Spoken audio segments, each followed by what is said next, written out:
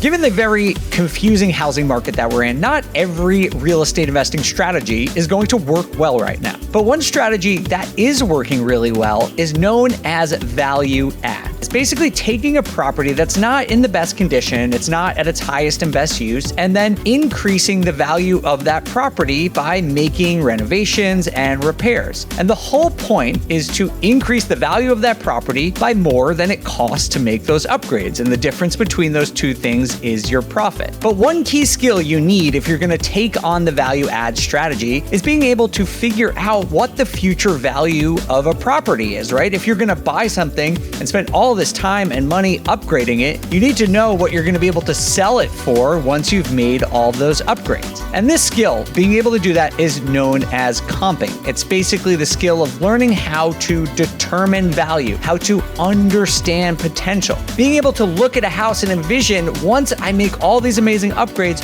what am I going to be able to sell it for? So in this video, I'm going to teach you 5 basic rules for how to run great comps even in a correcting and adjusting market.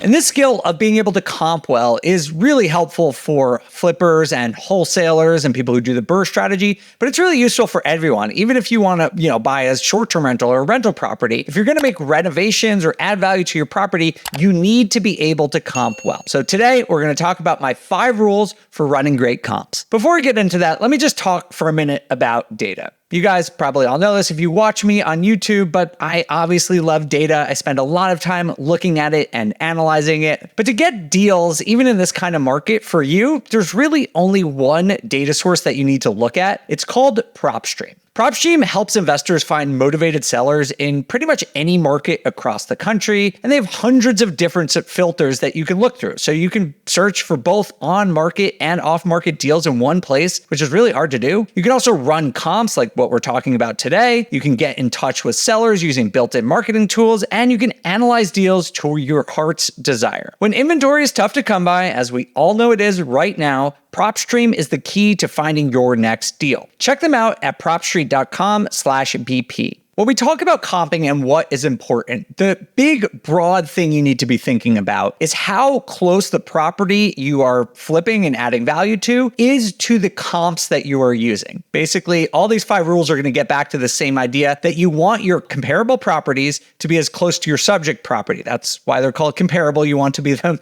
as close as possible. So these 5 rules are always going to tell you like the 5 things that you really want to be as close as possible. The first one is distance. This is super important in real estate. Everyone talks about location, location, location, and that is really true. Ideally, when you are comping properties, you want them to be, ideally next door to each other, but that's not always going to be possible. So you want them to be at least in the same subdivision or in the same neighborhood. There are a lot of people who say you can comp anything within a mile, but honestly, to me, that doesn't make sense, particularly in urban areas. That could work, if you're somewhere really rural or maybe even some areas of the suburbs. But in areas where the type and quality construction year of projects change a lot, like a city or a densely packed suburb, that doesn't really make any sense. Just think about your neighborhood and how where you live might be very different looking than somewhere a mile away. So pulling a comp from a mile away is not going to be great. It's not going to be the most accurate. Instead, try to find something in the same subdivision. And when I say subdivision, I really just mean neighborhood. The idea here is not to cross any major streets. You want to be in the generally same confines because that's going to give you the best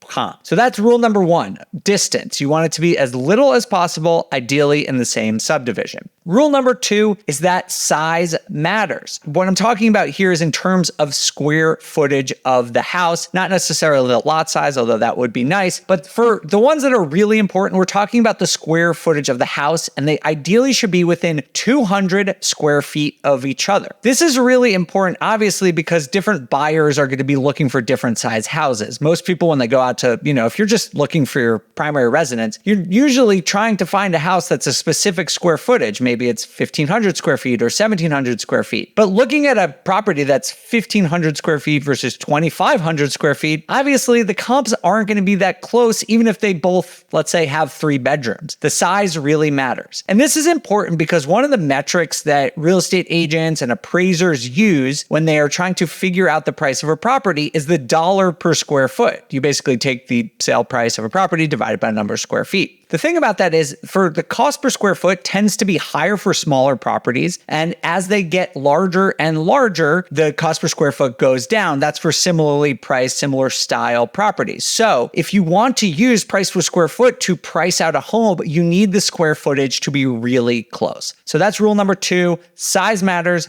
Square footage, ideally within 200 square feet. The third rule is you want the style to be the same. And this goes for a couple of different things. Obviously, architectural style comes to mind. Like if you have a ranch, you want it to be similar to another ranch. Or if you're working on a Victorian, you want it to be similar to another Victorian. But it's not just the architectural style, it's also the construction style. So if you're using brick or vinyl siding, you want it to be vinyl siding ideally, or flat roof to flat roof, single story to single story. So you want the style of the house to be as close as possible. Again, when you're trying to figure out what people are going to pay, you have to think that demand for properties that are as close to each other as possible in style is going to be similar. And so what someone's willing to pay for a ranch on your street is probably similar to what your property will be worth.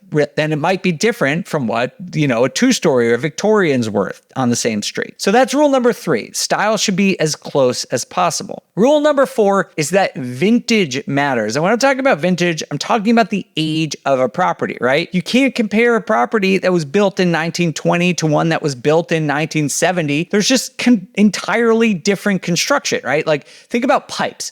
They used to use lead pipes, then they use copper pipes, now they use PVC pipes.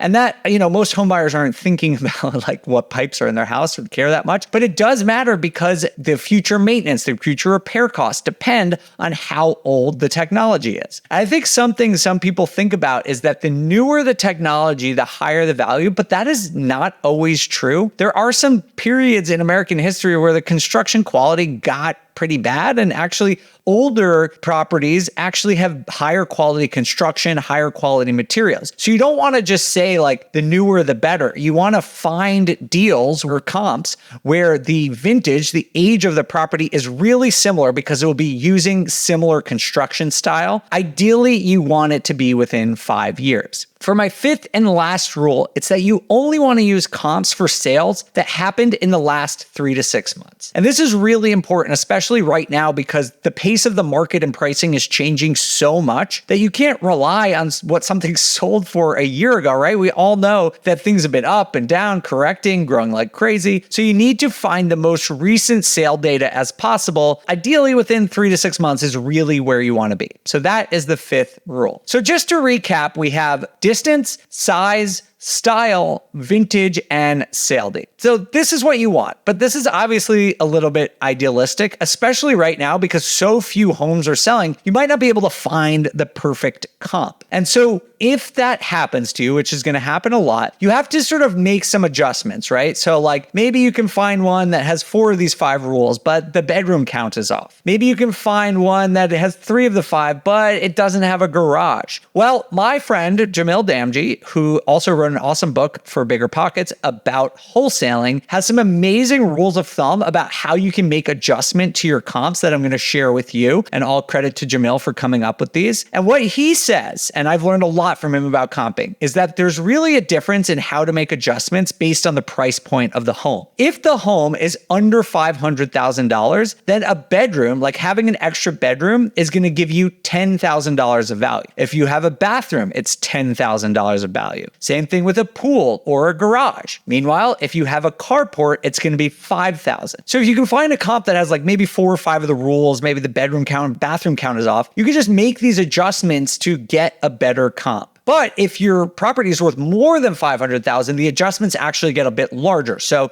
rather than $10,000 for a bedroom, it's going to be $20,000. For a bathroom, it's still $10,000, but a pool also goes up to $20,000, garage goes up to $20,000, and carport goes up to $10,000. So obviously on properties that are more expensive, they're probably in more expensive areas. So the value of an additional bedroom or a garage or a carport goes up over those cheaper homes. These are actually just a few of the tips that Jamil has to adjust your comps, but he has more recommendations on BiggerPockets. I'm going to put a link below to this document that he created just for this, and you can get it entirely for free on BiggerPockets. Hopefully this has been really useful to you guys in learning how to comp. Again, I think value add and being able to improve the quality of properties right now is extremely beneficial because there's a big difference between where the correction in the market is. Properties that are in good condition are not falling that much. They're not correcting that much. Meanwhile, properties that need value add, the kind you would be buying if you're a flipper or a burr or a wholesaler, are actually falling disproportionately more. And so that's giving a better spread for anyone doing value add deals. So this is why I'm making this video, because I think it's a valuable strategy for you to try right now. Thank you all so much for watching. And don't forget to head to propstream.com/BP to find motivated sellers nationwide so you can lock down your next real estate deal. I'm Dave Meyer for BiggerPockets. See you soon.